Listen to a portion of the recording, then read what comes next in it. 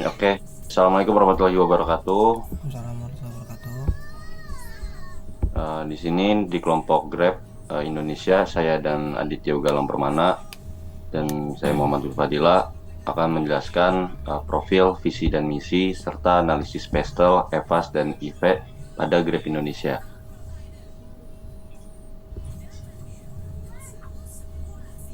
Baik, untuk latar belakang akan dibacakan oleh Saudara Galang. Silakan Saudara Galang.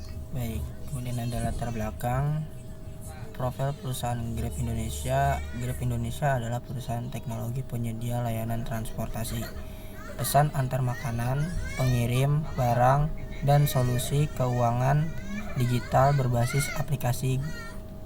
Grab berkomitmen memudahkan aktivitas masyarakat dan memberdayakan mitra dalam ekosistem ekonomi.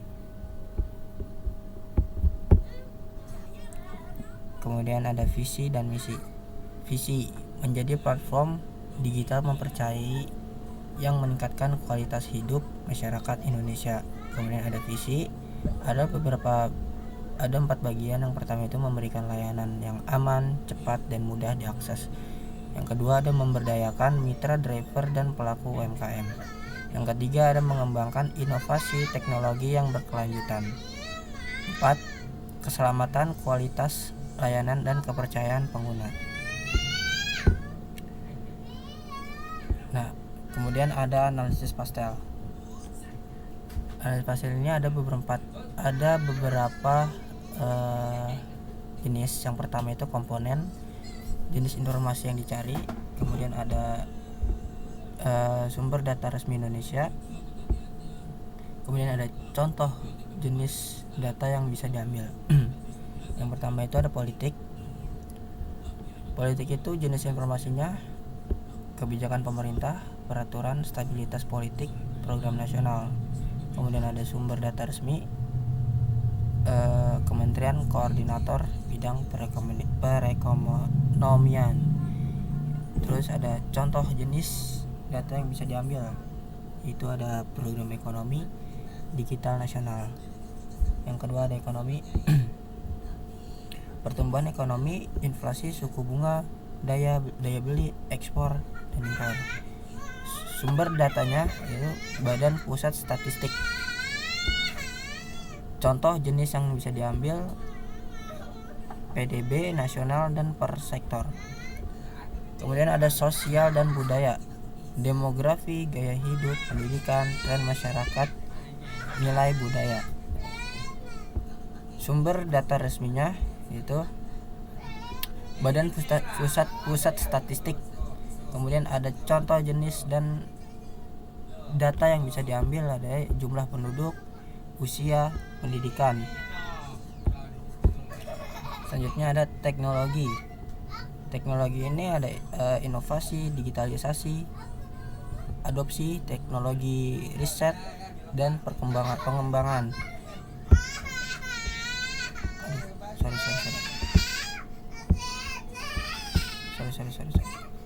Terus jenis informasinya asosiasi penyelenggara jasa internet. Kemudian ada penetrasi internet dan pengguna digital. Terus kemudian ada lingkungan, isu lingkungan, energi, perubahan iklim, kebijakan hijau. Kemudian berikutnya data selanjutnya Badan Meteorologi, Klimatologi, dan Geofisika. Kemudian ada kebijakan pengelolaan limbah dan emisi. Kemudian ada legal, hukum bisnis, pajak, tenaga kerja, pelindungan konsumen, izin usaha. Kemudian ada Kementerian Hukum dan HAM. Kemudian ada undang-undang dan peraturan pemerintah. Oke, selanjutnya bisa dilanjutkan, Saudara Luffy. Baik, saya akan menjelaskan apa itu analisis EVAS. Analisis EVAS itu jadi tabel ringkasan yang digunakan untuk mengevaluasi faktor-faktor eksternal utama yang memengaruhi kinerja perusahaan, baik yang berupa peluang maupun ancaman, serta memberikan bobot dan rating untuk menilai pengaruhnya terhadap organisasi. Lanjut, Mas Galang. Nah, ini untuk tabel EVAS-nya atau External Factor Analysis Summary pada perusahaan Grab Indonesia. Faktor pertama itu ada dukungan pemerintah terhadap transformasi digital dan UMKM. Jenisnya itu peluang, bobot 0,12, rating 4, skor tertimbang 0,48, keterangan melalui program UMKM, Go Digital, dan digitalisasi pajak. Faktor kedua yaitu pertumbuhan ekonomi yang stabil di atas 5%. Itu peluang 0,10, 3, 0,30, daya beli masyarakat meningkat. Nah, untuk faktor ketiga yaitu lonjakan penggunaan e-wallet dan QRIS nasional. Jenis itu peluang, bobot 0,08, 3, 0,24, adopsi digital payment di seluruh sektor. Oke, lanjut Mas Gilang. Faktor keempat yaitu keterbukaan investasi asing dan kemudahan perizinan usaha. Yaitu peluang 0,10, 3, 0,30, menarik startup dan investor asing. Yang kelima yaitu persaingan ketat antar platform e-commerce dan logistik digital. Itu ancaman 0,12, 2, 0,24, harga dan promosi semakin agresif. Yang keenam itu ketergantungan terhadap impor bahan baku dan fluktuasi kurs, yaitu ancaman 0,08, 2, 0,16, pengaruh terhadap biaya produksi. Yang ketujuh, yaitu perubahan perilaku konsumen menuju produk ramah lingkungan, yaitu ancaman 0,10, 3, 0,30, dorongan untuk inovasi hijau dan CSR. Lanjut Mas Gilang. Yang ke-8, peningkatan regulasi data pribadi dan keamanan siber, yaitu ancaman 0,10, 3, 0,30, perlu investasi tambahan di keamanan data. Yang ke-9, yaitu perkembangan teknologi AI dan otonomi industri, yaitu peluang 0,10, 4, 0,40, efisiensi operasional dan produktivitas meningkat.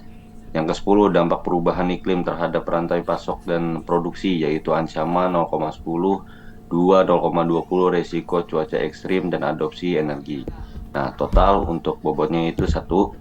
Nah, untuk skor tertimbangnya 2,92.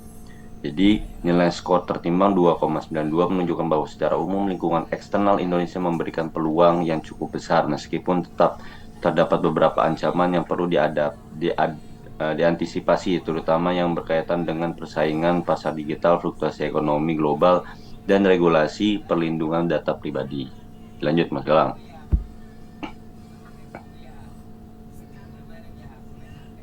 Nah, kita lanjut ke internal faktor evaluation Grab Indonesia. Yang pertama yaitu brand Grab sudah dikenal luas, bobotnya itu 0,15, rating 4, skor tertimbang 0,6. Yaitu yang kedua, kolaborasi strategis dengan pemerintah dan UMKM, bobotnya itu 0,1, ratingnya itu 3, skor tertimbang 0,3. Terus kualitas layanan pelanggan dan keamanan aplikasi, itunya 0,1, yaitu 3, dilanjut 0,3. Lanjut Mas Galang. Nah, jaringan mitra driver dan merchant sangat luas di seluruh Indonesia. Ya kan, 0,13, dilanjut 4, dilanjut 0,52. Yaitu yang selanjutnya adalah inovasi teknologi berbasis AI dan big data masih terbatas. 0,1, 2, 0,2. Ketergantungan tinggi terhadap promosi dan diskon. Ya, keterangan yang kelemahan, bobotnya 0,1, rating 2, skor tertimbang 0,2. Ketergantungan tinggi terhadap promosi dan diskon, bobot 0,1, rating 2, skor tertimbang 0,2. Lanjut Mas Galang. Terus tingginya biaya operasional dan komisi mitra, bobot 0,12, rating 2, skor tertimbang 0,24. Pengelolaan SDM dan loyalitas mitra masih perlu ditingkatkan, bobot 0,1, rating 2, skor tertimbang 0,2.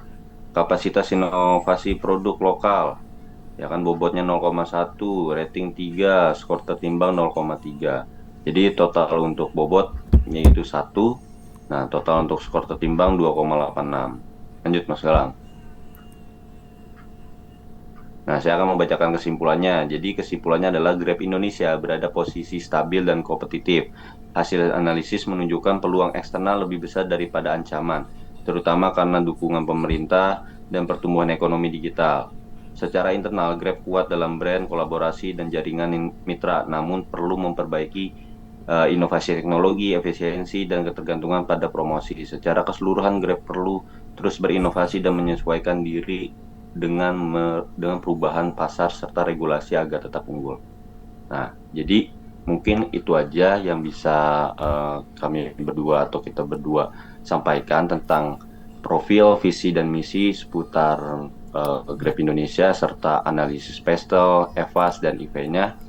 Kurang lebihnya mohon maaf. Wassalamualaikum warahmatullahi warahmatullahi wabarakatuh. wabarakatuh.